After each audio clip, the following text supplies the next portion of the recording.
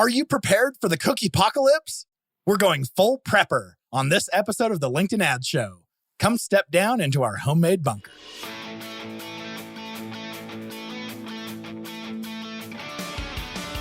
Welcome to the LinkedIn Ads Show.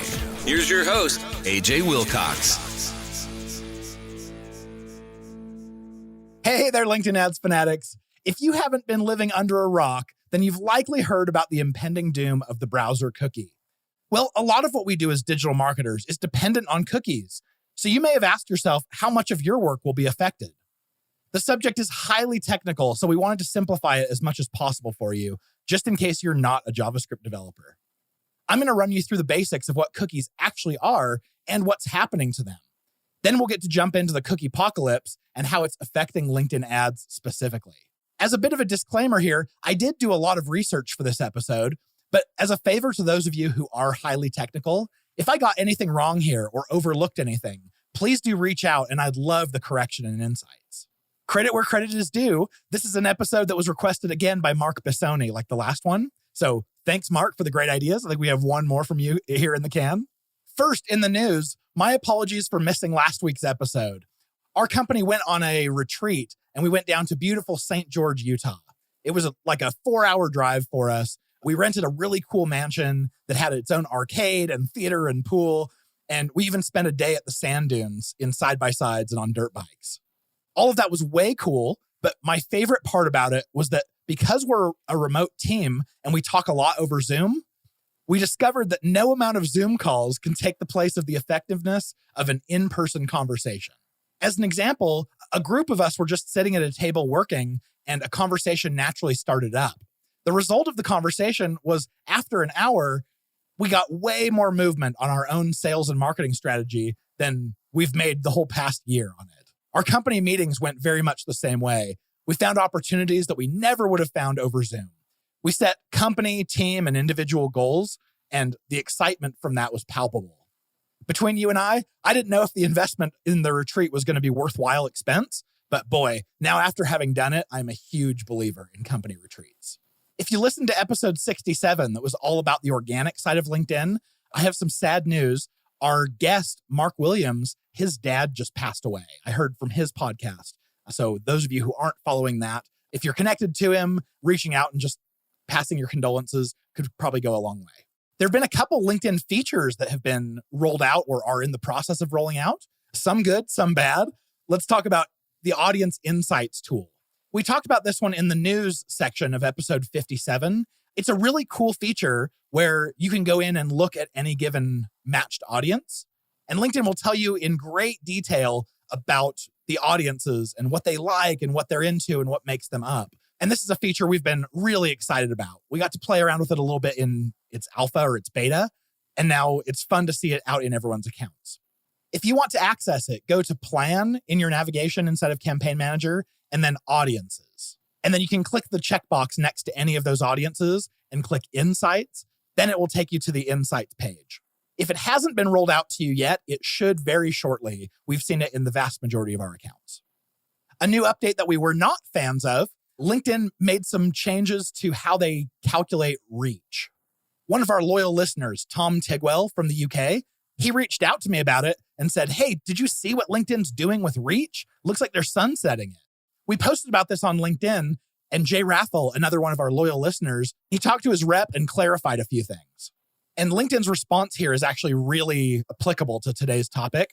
He said, as a result of identity changes, we're making updates to reach and frequency metrics in the Campaign Manager tool. The current reach, frequency, and cost per 1,000 members reached metrics will be replaced with a 1-day, 7-day, and 30-day averages for each.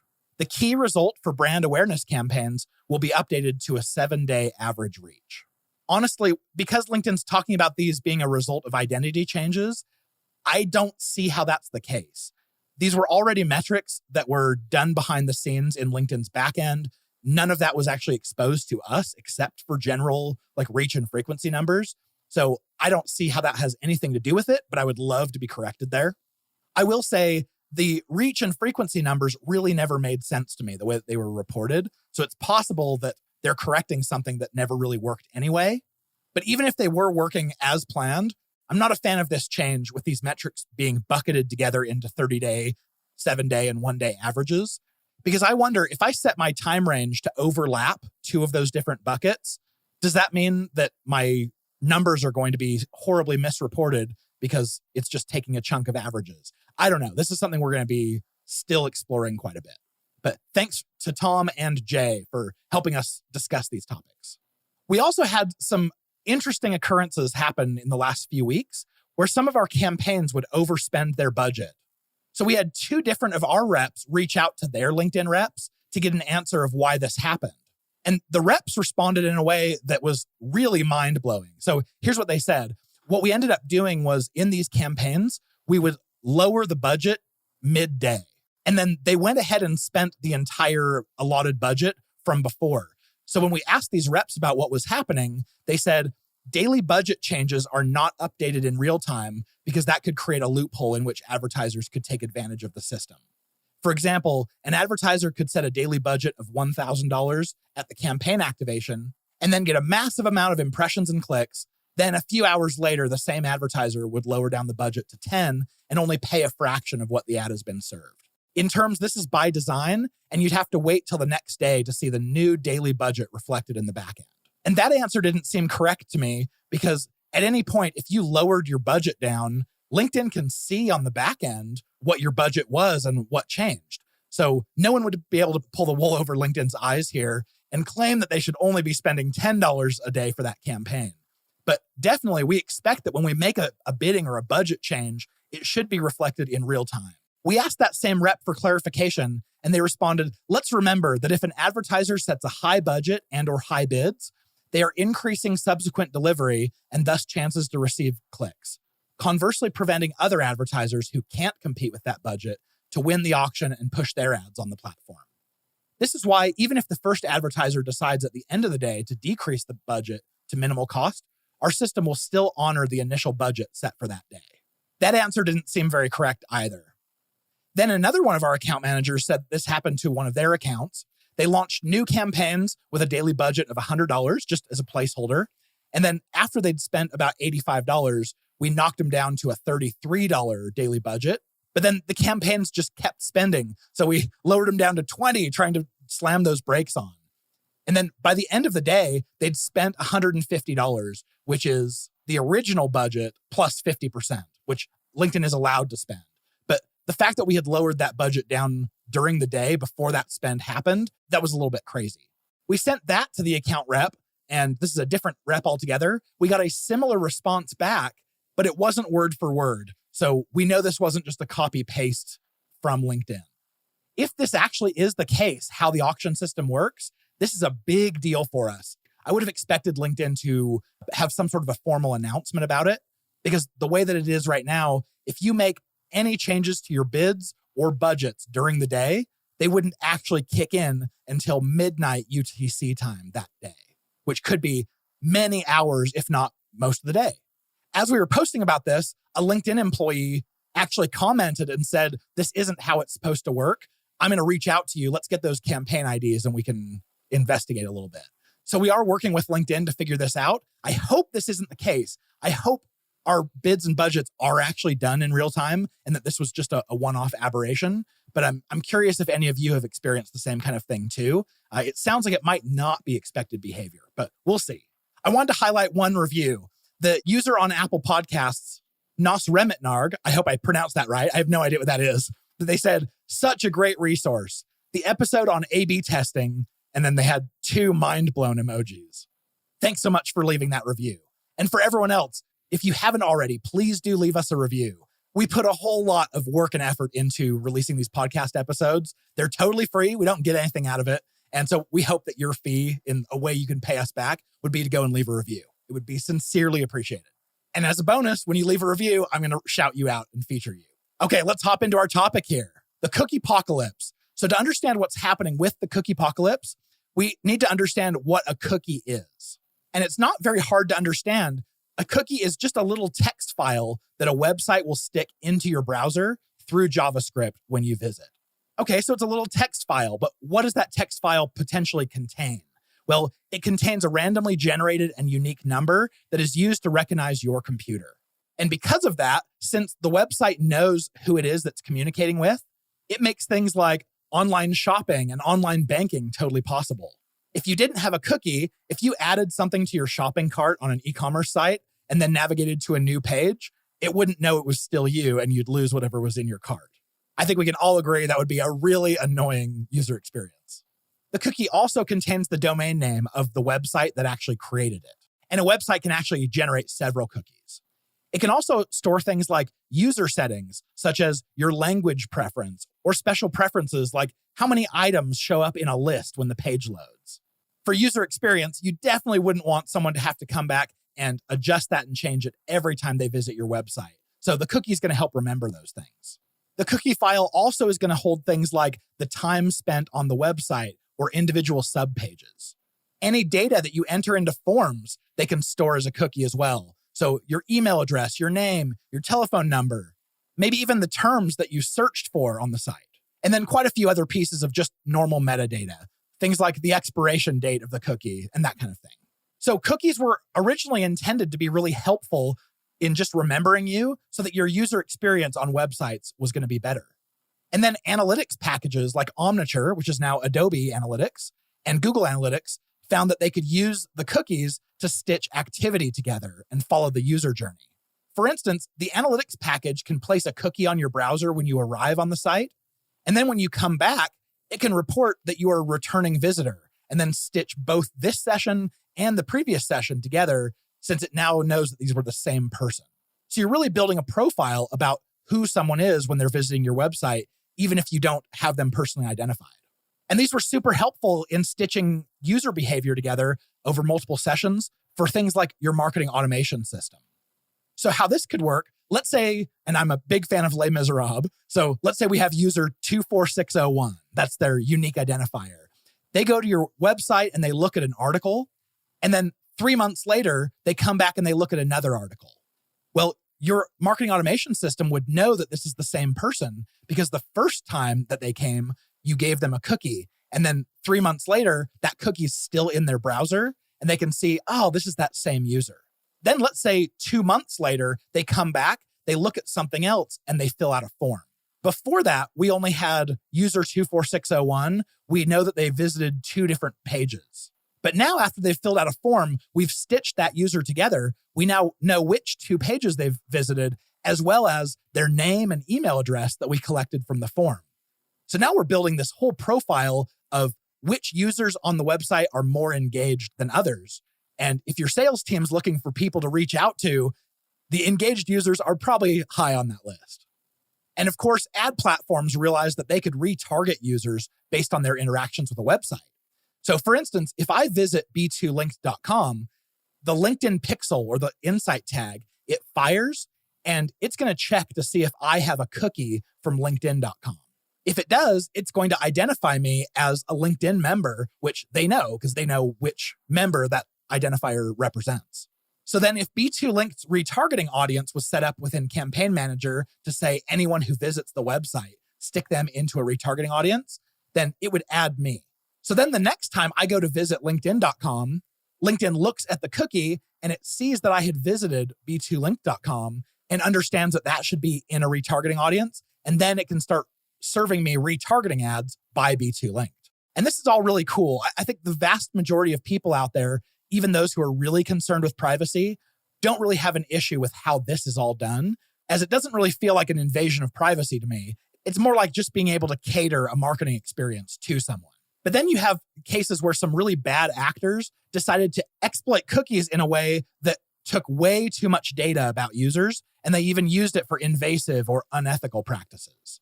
And of course, when unethical behavior is happening, it's right for everyone to be up in arms and start creating legislation to shut it down. And I think it's important to understand that cookies were never meant to be the solution that they've become. They were created for things like remembering who someone is, but then they were co-opted later by marketing and other purposes to try to do statistics and analysis that they were never really intended to do. So cookies have always been a little bit imprecise, a little bit problematic, but we've made do. And there are 2 kinds of cookies. There's a first-party cookie and a third-party cookie. So let's talk about the differences between those. First-party cookies are highly trusted. When you're visiting a site, that site places a cookie in your browser. So for instance, if I go to linkedin.com in my fresh browser, brand new installation, LinkedIn's going to put a cookie on my computer after I've logged in, identifying me as AJ Wilcox and associating that with my unique LinkedIn ID. That way, if I open up a different browser tab, it still knows it's me. Now, this war on cookies is not directly targeting first-party cookies, although I believe that there are some casualties with this one that we'll go over. First-party cookies only work on the website which created them, and they are considered essential cookies by data privacy laws. So this is great because those of us who really appreciate the user experience that cookies provide, those are most often done with first-party cookies, and we're likely not going to see anything change there. But third-party cookies are totally different. They're not nearly as trusted. This would be like if you visited b2linked.com and then linkedin.com placed a cookie in your browser, which it can do because B2Linked has the LinkedIn Insight tag installed. So technically, LinkedIn could do that. They could place a third-party cookie on your computer when you're visiting our website. It's my understanding that third-party cookies were mainly created for marketing and analytics. And so they started out innocent enough, things like being able to just retarget you with certain ads because you'd landed on a certain page before. I think most people would be okay with that kind of behavior. But then some really unethical marketers took it to the point of tracking users without their consent across the whole web. They can personally identify you, they can sell that information to data aggregators and use it however they wish. And then really bad actors have even used third-party cookies to steal your identity, to hijack your browser, fill your newsfeed with propaganda, and all those things that maybe many of us remember, spyware, adware, that would infect your browser. So the war against cookies is really a war against third-party cookies. You've always been able to go and clear your cookies, which is something I would do if I were ever inundated by a certain kind of ad that I just didn't want to see anymore. I would jump into my browser and delete that cookie, or just delete all my cookies. You could also surf in incognito mode because that's not going to store the cookie past when you close that session. And the vast majority of browsers now have a mode called Do Not Track that you can turn on, and it's just going to throw the cookies away. All right, so then we have the Cookiepocalypse. And this all originated from Apple. Because obviously there's no reason for Google or Facebook to enforce privacy around cookies because both of them own ad platforms that rely heavily on cookies. Also, Google owns Chrome, which means it can technically gather any behavioral data it wants, although Google claims to keep it very sparse on the collection of personally identifiable information in the browser. So those two brands highly invested in cookies. But then you have Apple, who has no dog in this fight whatsoever because it doesn't have an ad platform or a retargeting solution.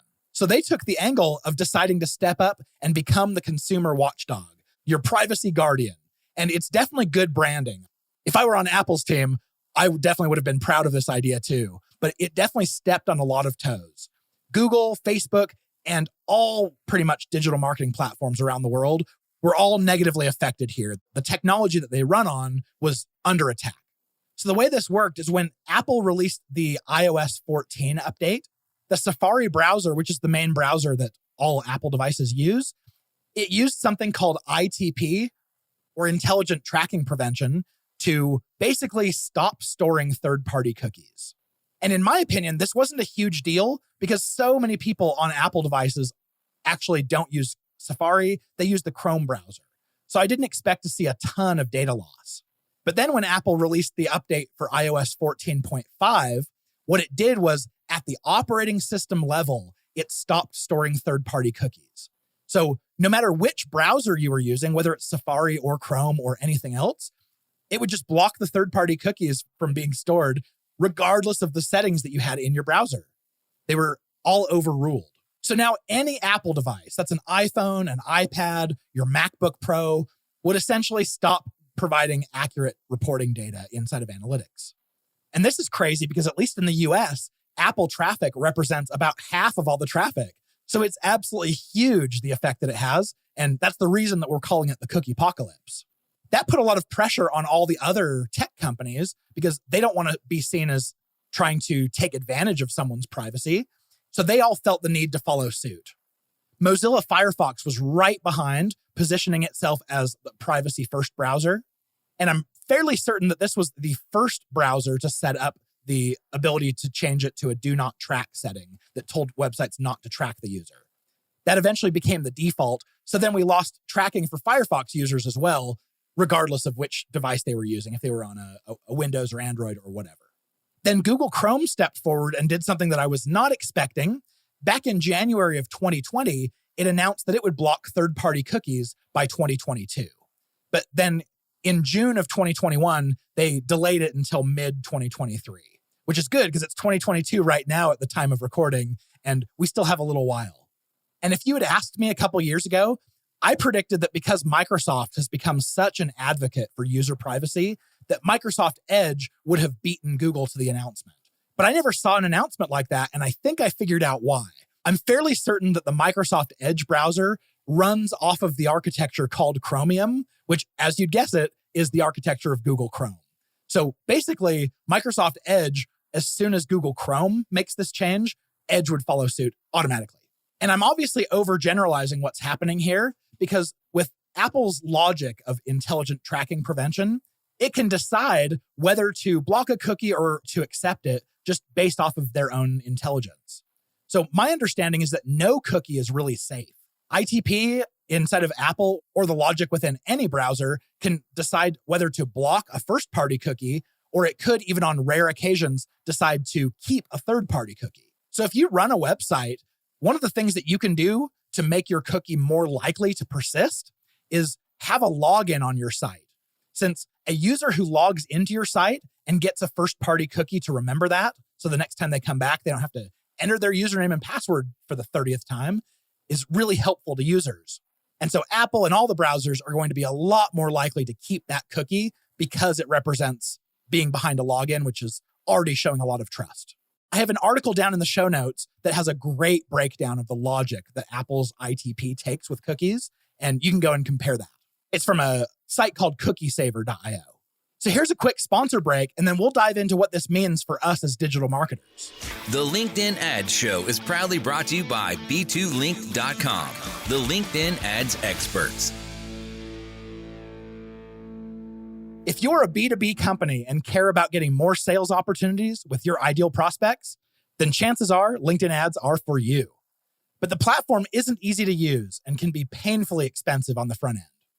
At B2Linked, we've cracked the code to maximizing return on investment while minimizing your costs. Our methodology includes building and executing LinkedIn ad strategies customized to your unique needs and tailored to the way that B2B customers buy today.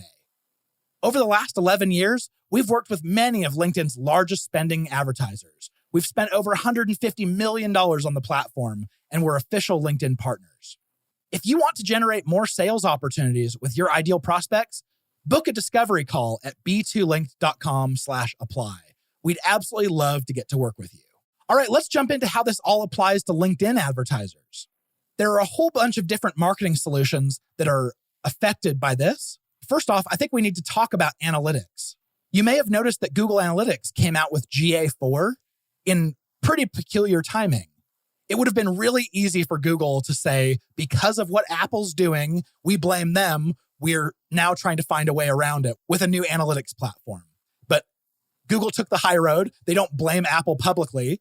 They just shared that they're building from the ground up because the old one had become Frankenstein's monster. My guess is, though, that GA4 is very much connected to analytics and user tracking through a cookieless kind of world. What about conversion tracking? Probably every ad platform you use has a conversion tracking element to it. The way this works with LinkedIn is that when you have the insight tag installed on every page of your website, when the visitor comes after clicking on an ad, it places a cookie in that user's browser, and that cookie identifies you as the same person who just clicked an ad on LinkedIn.com, and now you're on another site. So when that user now visits a page of your website that is set up to fire a conversion, LinkedIn sees that user journey, that this is the same person who recently clicked on an ad. LinkedIn knows which ad, and then registers a conversion for that ad and that campaign, all within Campaign Manager. My understanding is that LinkedIn has converted all of its cookies from a third-party cookie to a first-party cookie, meaning it should persist and be respected a lot more. I don't know the technicality of how this works or why it works, but it sure sounds like a great change. So it seems to me that if this is now a first-party cookie, and even Apple devices have a cookie duration of 7 days, that conversion tracking shouldn't be too badly affected. Even inside of a Safari browser, someone can still click from ad to landing page to thank you page and still have that all reported back to LinkedIn. That being said, we have seen a significant variation in click conversions reported in Campaign Manager versus the actual form fills that we find within the CRM. I'd love to hear if you guys are seeing the same thing with conversions in Campaign Manager being underreported. I know that LinkedIn is working on solutions behind the scenes trying to bridge that gap, but if what we're seeing right now is all Apple devices and we're seeing an effect, when Chrome stops accepting third-party cookies in 2023, looks like mid-year, we'll probably end up seeing twice the impact. So I can't overstate the importance of making sure that your form data is all flowing into your CRM, because really, who cares about what the conversions number is inside the ad platform if you have an actual record in your CRM with a name and an email? That's the only way, as far as I'm concerned, to make sure that you have a 100% accurate way of tracking conversions. Then we have retargeting solutions. LinkedIn's web retargeting is 100% reliant on cookies in your browser. So once third-party cookies are gone without further development, I just don't see the technology even still working. I haven't heard anything from LinkedIn on this, and I do hope they're working on a variant that will live past 2023. But it's a little scary to me right now looking at the future of LinkedIn's website retargeting solution. So even if the LinkedIn Insight tag places a first-party cookie for retargeting purposes, I'm still not sure it could be reliably recognized for retargeting when they come back to LinkedIn, especially if it's outside of Apple's 7-day cookie persistence window. What about the LinkedIn Audience Network? Well, the LinkedIn Audience Network, or LAN, as they refer to it internally at LinkedIn, it's the ability to show your sponsored content ads to very specific users, even when they're not on LinkedIn.com. So LinkedIn has a network of over 1,000 really high-quality sites and apps that it can show members ads on. It's great, and I highly recommend it. And if you remember from episode 22, we talked about which sites and apps that LinkedIn's Audience Network actually can reach. While I don't recommend the Audience Network on either Google or Facebook, I love it on LinkedIn. So the way that the LinkedIn Audience Network works, from my understanding, is that when you're logged into LinkedIn.com, so obviously LinkedIn knows who you are, it places an identifier cookie in your browser. And then when you visit one of those partner sites, LinkedIn has a script on that page to check the LinkedIn cookie and see if there are any advertisers who are specifically wanting to target you. And then your inventory enters the auction for advertisers to target you. My thought is that this is negatively going to be impacted by the Cookiepocalypse, but I'm just not sure how much it's being affected by it. I'm guessing that the LinkedIn cookie, even if it is first party, probably won't be able to reliably be read by those partner sites. Or if they can read that cookie, the first party cookie would be gone after 7 days if this isn't an active LinkedIn user who's logging in at least every 7 days. So if that stops working, that would truly be sad. Another one is the website demographics. We talked all about this one on episode 54, but one of the little appreciated features of LinkedIn is the free website demographics that you get just by putting the Insight tag on your website and letting it run. I actually call it LinkedIn Analytics because it's so similar to that of like Google Analytics or Facebook Analytics. What it does is it shows the professional makeup of those who are visiting your website. From my understanding, this works by the LinkedIn member having their LinkedIn.com cookie in the browser, which is identifying who they are. And then your Insight tag on your website inspects that cookie and then reports it back to LinkedIn who you are. And because of privacy, obviously they're not going to expose that to you, but they will aggregate that behind the scenes to show you general information about the different job titles who are interacting with your website, or which companies are coming the most often, or the levels of seniority, etc. There's like 9 different reports in there. And similar to LinkedIn Audience Network and retargeting and any other product that relies on the LinkedIn Insight tag and browser cookies, I don't know what the effect will be, but I'm guessing it's going to be significantly adversely affecting each of those products. And they may not be useful after like mid-2023. Since I love this product, I really do hope that LinkedIn finds a way to make it continue past the Cookiepocalypse. So now that I've totally scared you, let's talk about the different actions that you can take in preparation for the Cookiepocalypse. Remember, I told you we were going to be full prepper on this episode? Get that tinfoil hat ready, jump on down in the bunker. My first recommendation is around LinkedIn's website retargeting. I'm predicting that after 2023, LinkedIn's website retargeting feature won't be nearly as reliable. But what that means is you want to take advantage of it now while we have it. I haven't been very bullish on LinkedIn's website retargeting in the past just because it's weaker than other solutions.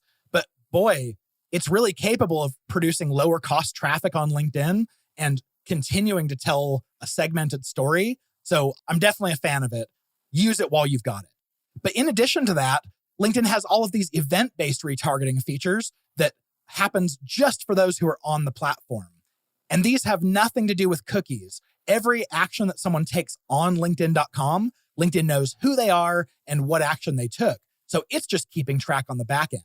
So I would highly recommend take advantage of things like single image ad interaction retargeting, or 25% video viewers, or form retargeting, company page visits. If they're interested in a LinkedIn event, really anything you can take advantage of there. In the past, I've always recommended using Google and Facebook's retargeting features. And that certainly isn't changing here. Google and Facebook are by far the most advanced ad platforms on the planet. So I'm not sure how their tech is going to keep working, but if anyone is going to have a retargeting solution that works, it's going to be theirs. So definitely set up LinkedIn's website retargeting, but also have Facebook and Google's as well. And then all your platforms can all hold hands and sing Kumbaya around the fire. You may notice that this is going to shrink the size of your audiences on LinkedIn from your retargeting campaigns.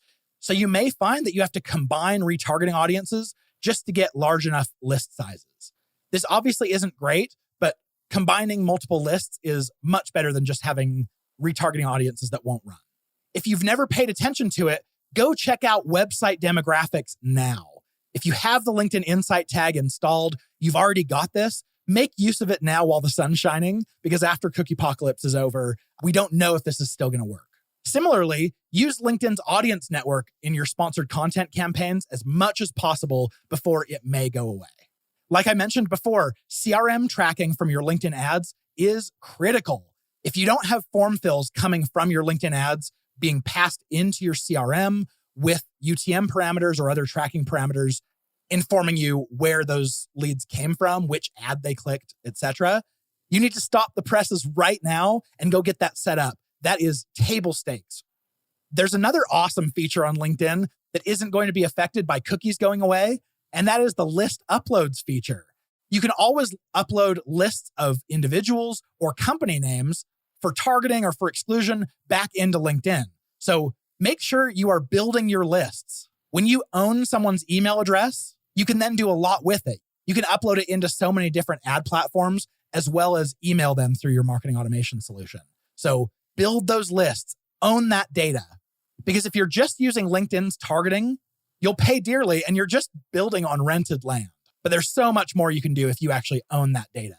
So let's get really technical here again. Let's talk about the different alternatives to cookies that people are figuring out. One that I'm hearing a lot of advanced Facebook and Google advertisers doing is called server-side tracking. There's a cool article all about this that we've linked to in the show notes by a site called Magic X. Sometimes it's called server to server or S to S. It works by cutting the user's browser completely out of the picture. Instead, the ad platform, either Facebook or Google in this case, it's going to cooperate right with your website's web server. It's capturing info about the user's session directly from the server. So the ad platform, it's going to assign a unique identifier because Facebook obviously knows exactly who you are. So they can link your identifier and your identity on their side. And then your website server is going to receive that identifier and send information back to Facebook about the pages that it loaded during that session. And then when a conversion occurs, Facebook receives it right through its API. So there's no need to check the user's cookies in their browser or anything like that. This is the solution that the largest advertisers are using now. And there's a marketer by the name of Simo Ahava that I have great respect for. If you're running Google ads, there's an awesome article by him all about how to set up server-side tagging and tracking with Google ads inside of Google Tag Manager. So that's down in the show notes below at simoahava.com. Simo, if you're listening, huge fan. There's also another technology called fingerprinting. And again, really cool article about fingerprinting down in the show notes below. This one's by pixelprivacy.com. But fingerprinting works by the website creating a profile around each browser that's accessing it. This profile, it's a combination of your browser type, your browser version, your operating system, which plugins you have enabled, your time zone, language, screen resolution, and potentially a bunch of other active settings. And you might think that packaging this up is all pretty generic, but when you realize that any specific combination of all these browser elements is only going to occur about 1 in every 286,000 browsers, you can see how you might be able to consider it reliable as a marketer. And that's just the information about the browser to identify a user. So you can imagine a business could combine the browser fingerprint with its own data about you. So let's say that you filled out a form. They can then combine that data with now your name and email address, and then they can place you into some sort of a behavioral segment that they could follow up with. I don't hear a whole lot about fingerprinting, so it's possible that fingerprinting is even one of the things that server-side tracking is using, but I don't know. That's a little past my pay grade. I do know that under GDPR, browser fingerprinting isn't illegal, at least not yet. So this is something that people are doing. I think server-side tracking is so cool. I really wish we could do it on LinkedIn. So I hope LinkedIn releases a version of server-side tracking that us LinkedIn advertisers can use. Bonus points if it makes the audience network, website demographics, and retargeting more accurate. All right, I've got the episode resources for you coming right up, so stick around.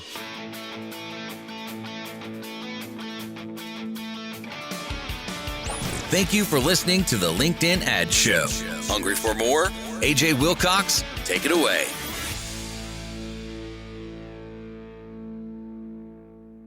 All right, like we talked about here in the episode, there's an article by ionos.com all about what cookies are. There's the pixelprivacy.com article all about browser fingerprinting.